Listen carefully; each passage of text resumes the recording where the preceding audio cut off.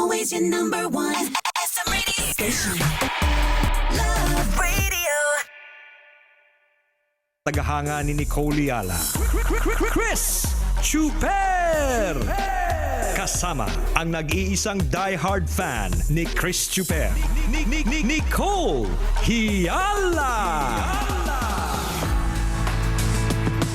Mula sa Mahiwagang Burnay, ang kwento.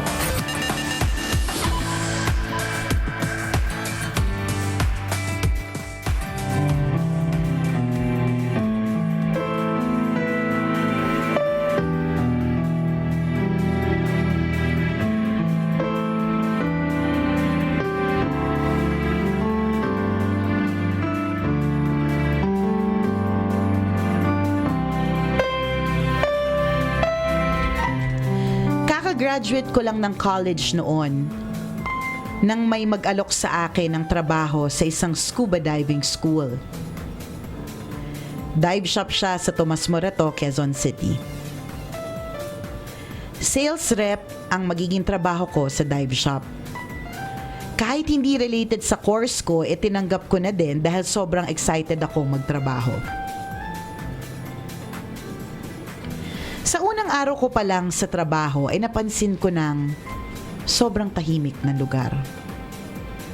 Actually, isa itong lumang bahay na may sariling swimming pool. Sa taas ng dive shop ay may 2 malalaking bedrooms na magkatapatang pinto. Doon din nakapwesto ang opisina namin. Sabi ng boss ko, pwede daw kaming magstay in doon ng sekretary niya.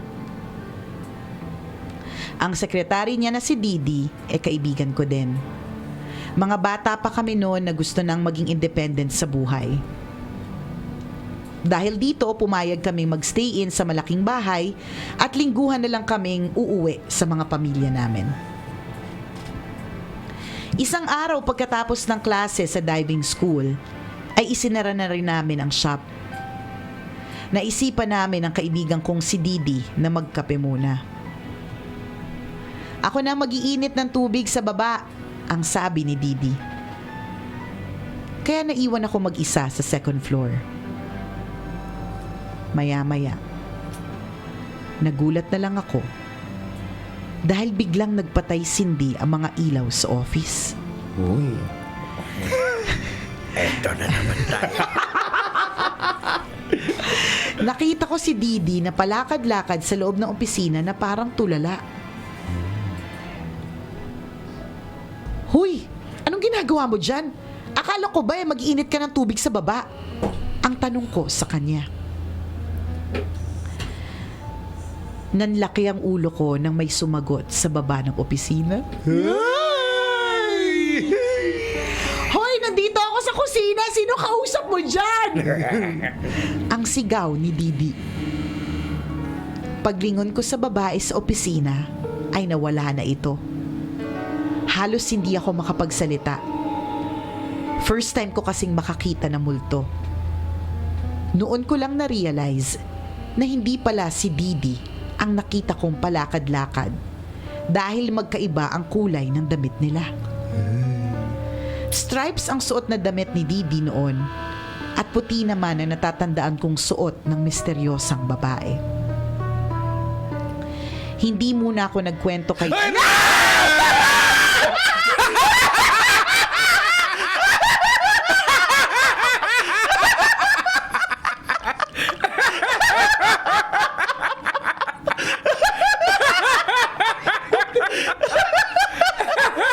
Wala pa sa kalagitnaan.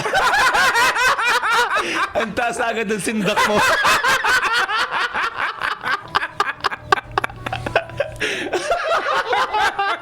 Bakit? Nag-establish mo na.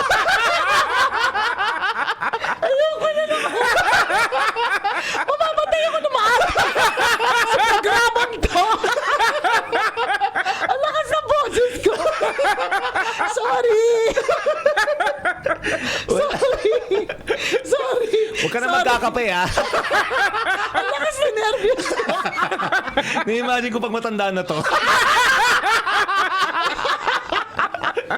Pero pag matanda ka na, hindi na kita gugulatin. Kasi baka atakihin ka bigla. Partner, tama na yan, ha? Kakaumbisa pala. Kabado na. Kasi, alam mo, partner, kung ba't ako kabadong-kabado, in the zone ako eh. Ako kaya yung nagkakwento. So, syempre, ini-imagine ko talaga. Pambihira! Huwag mo na akong gulatin! Yung nabagsak ko pa yung phone ko. Siguro pag nagkaroon ng top 20, Puro gula. oh, top 20 ano, Meron content sakto of the yan. year. Pang year end Oo. natin. Pang undas. Hindi natin pwedeng gulatin si Tanghenyo. Oo, Kasi, hindi. Alam na Oo, natin na. eh. Alam na natin nga, tatalsikin to bustiso sa'yo. Baka mapabilis si Tanghenyo. Alam mo naman, minsan pumapasok yan dito, may kasamang oxygen. Pwede na ba, partner? Sige, Pwede tuloy na. Tuloy. Ay, nako. Ay, grabe. Sorry na pasigaw yata talaga ako at the top of my lungs. Pasensya na. Okay, tuloy. So anyways, noon ko lang na-realize na hindi pala si Didi ang nakita kong palakad-lakad. Dahil magkaiba ang kulay ng damit nila. Nagiging maingat. Masid na paparanig. Si Nicole kung saan tumitingin. Nagiging alerto bigla. Alerto. Ay, naku, nakakaloka. Hindi kami titingin sa'yo, sige. Oh. Ang haba pa, ha? Teka lang. Hindi muna stripes ang suot na damit ni Didi noon. At puti naman na natatandaan kong suot ng misteryosang babae. Wala na, di na nakakatakot. Pagkamatako.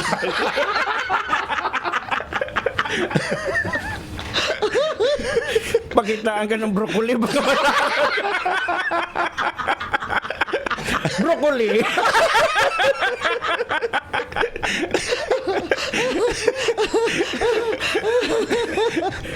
Pinibon. Babaeng nervyosa. Lapis! Imagine ko talaga pag naging mo si Tenta. Ako yung yung favorite na gulatin ng mga apo. Sa dami sinasabi. Ay, pwede na po ba? Tuloy na. Ituloy natin. tuloy. Mahaba pa kaya? Dali. Okay, tuloy. Hindi muna ako nagkwento kay Didi tungkol sa nangyari. Sinarili ko na lang muna ang lahat dahil baka kako na malikmata lang ako.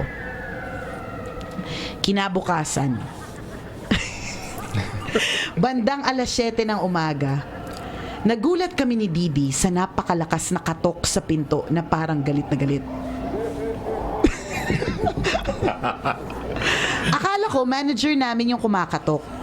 Pero pagbukas ko ng pinto, wala namang tao.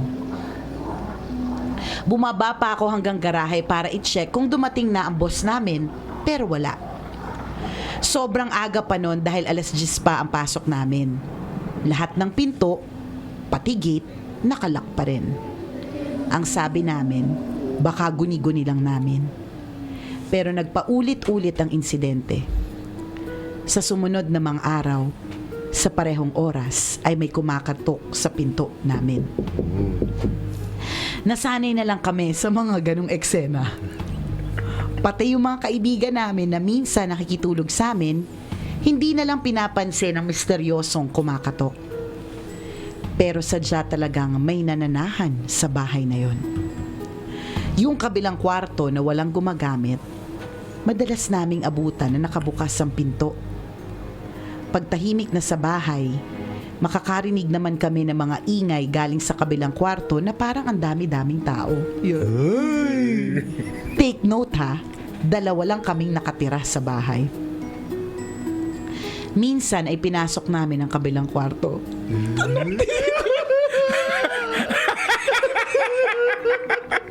Si Takino tumitingin sa baba! Bilang ka tuloy meron! Baka may lumakas. Naaning.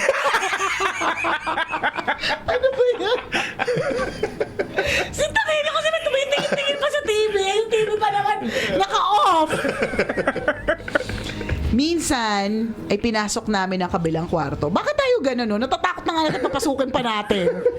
Doon namin nakita ang mga footprints ng tila isang maliit na babae dahil maliliit ang mga bakas ng sapatos. Bukod dito, tuwing alas 6 ng gabi, may naririnig kaming sumisit-sit mula sa kabilang kwarto. Ano ba naman ang creepy naman ang bahay na to? Ang lahat ng ito ay pinipilit naming baliwalain as long as hindi naman kami sinasaktan. Pero sadyang gusto yatang i-level up ng mga multo ang takot namin.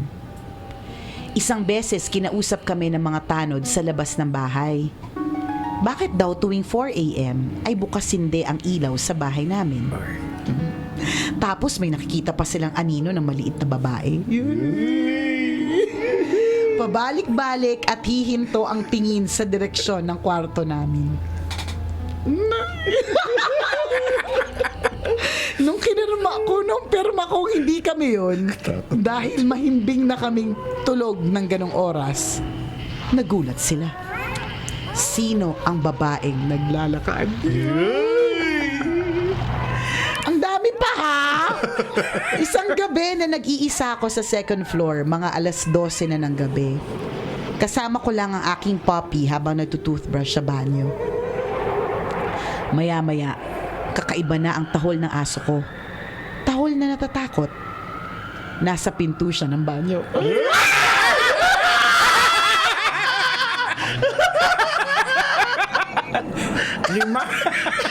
Limang pundido na yun. Hindi ko yata kaya basahin. Oh my God. Oh my God. Nakakaloka. Kaiba ang tahol ng aso ko. Tahol na natatakot. Nasa pinto siya ng banyo. Nagulat ako nang makita ko sa tabi ng tuta. Oh my God, nakakatakot. Ang dalawang pares ng maliit na paa ng isang babae na nakasuot ng saya.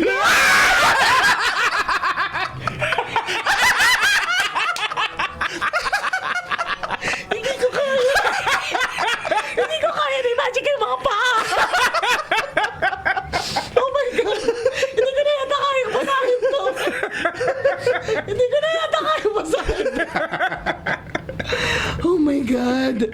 Patayin natin yung ilaw para masaya. yung spotlight ng tanghe nyo. Hindi Yan. ko hindi ko mababasa. Ano ka may ilaw kaya yung cellphone? Spotlight lang sa kanya. Yan. Ayun. Yan. Nakakatakot. Na makita ko sa tabi ng tutanda. Hindi ko maalala kung nakapagmumog pa ba ako. Ay, ba't ang dilim? Hindi ko maalala kung nakapagmumog pa ba ako o hindi. Ang tanging naalala ko ay pikit mata kong kinuha ang aking aso at tumakbo ako sa loob ng kwarto namin at inilak ito sabay nagdasal ako na nagdasal. Ang dilim ko ha sa Facebook Live. Okay lang makinis ka dyan.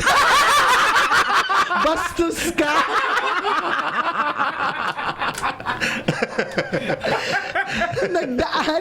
Nagdaan ng 5 buwan. Mula nang makita ko yon ay may sumunod na namang pangyayari sa di ko na kinaya. Ano ba? Ayoko na! Meron pa. Nag-iisa ako sa office. Tapos alam mo na nga nag-iisa ka pa. Ano ka din eh. Nag-iisa ako sa office. Naiinip ako kaya lumabas ako sa kwarto mga 10 p.m. and nagtambay ako sa showroom. Nagulat ako na makarinig ako na parang may umuungol na lalaki. Ang pangit, no? Pangit ang tunog mo. Na parang may umuungol na lalaki. Paano?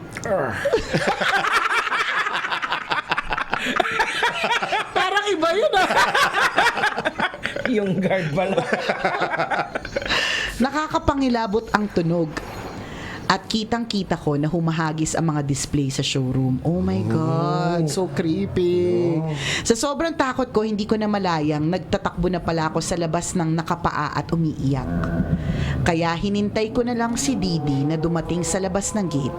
At kinabukasan, sinabi ko sa boss namin na hindi ko na kaya ang mga paramdam nila dahil habang tumatagal, nagiging bayolente na ang mga paramdam sa amin. after a month, nag-resign na rin ako sa work kasi medyo natatakot ako sa naranasan ko sa showroom. Sa ngayon, nakakakita pa rin ako pero hindi ko na ine-entertain dahil I know God is with me. Ako po si Jan, isang tambalanista at ito ang aking horror stories.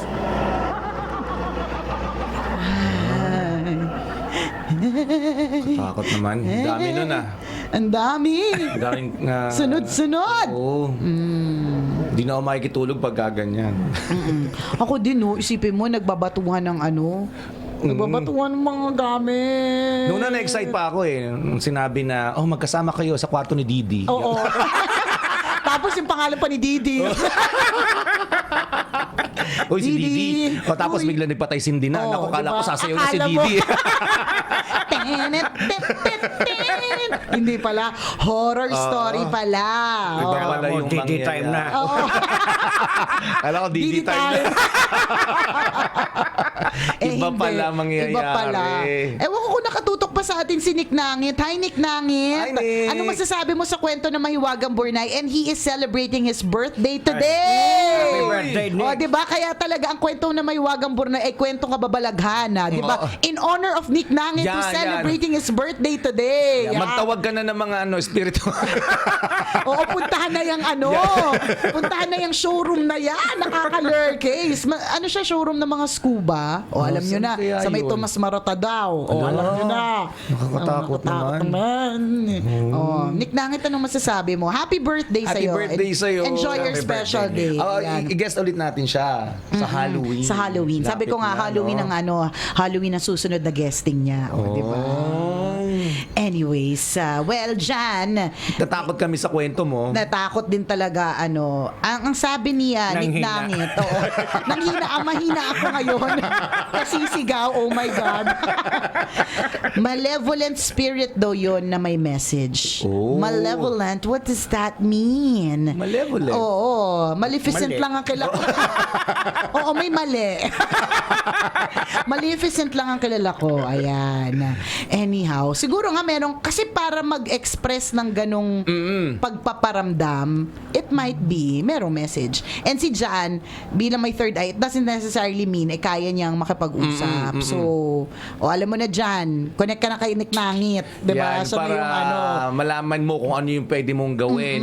O kung sino man yung mga nagbabantay dyan. Correct. Kung sino yung lagi nakikitulog dyan. Oo. Wala kami masabi. Napagod ako sa kwento ng Mahiwagang Burnay. Nakakatakot. Oo. Hindi naman siya humingi ng Malevolent advice. spirits no? na may message. Ibig sabihin, mga kaluluwang merong pahiwatig. So, meron silang message para sa iyo. Oo. Or para dahil dun sa alam may-ari nila. ng bahay, Tsaka oo. siguro dahil alam ng mga espiritu na Na yun nakakakita. siya. Oo. Kasi di ba may mga iba hindi naman talaga sila Oo. nakakita. Ikaw lang nakakarinig. ikaw lang Oo, nakakita. correct. Oo, yun. Yung gano'n. Correct. Ipagdasal natin sila Oo, para katulad- para magkaroon ng kapanatagan At ng saka- kanilang espiritu. Tama din naman yung ginawa mo dyan na nag-resign ka na kasi mahirap naman yung alam mo na nga nandyan ka pa rin, di ba? Oo, sobra ka naman masokista, friend. Wala ba ibang trabaho? Anyways, Jan, thank you for sharing your horror story with us. Napagod kami kasi sigaw. Well, ako lang pala. At sila kakatawa. Ayan. Salamat ng marami for sharing your story with us at naway hindi ka na gambalain pa in the future. Yan.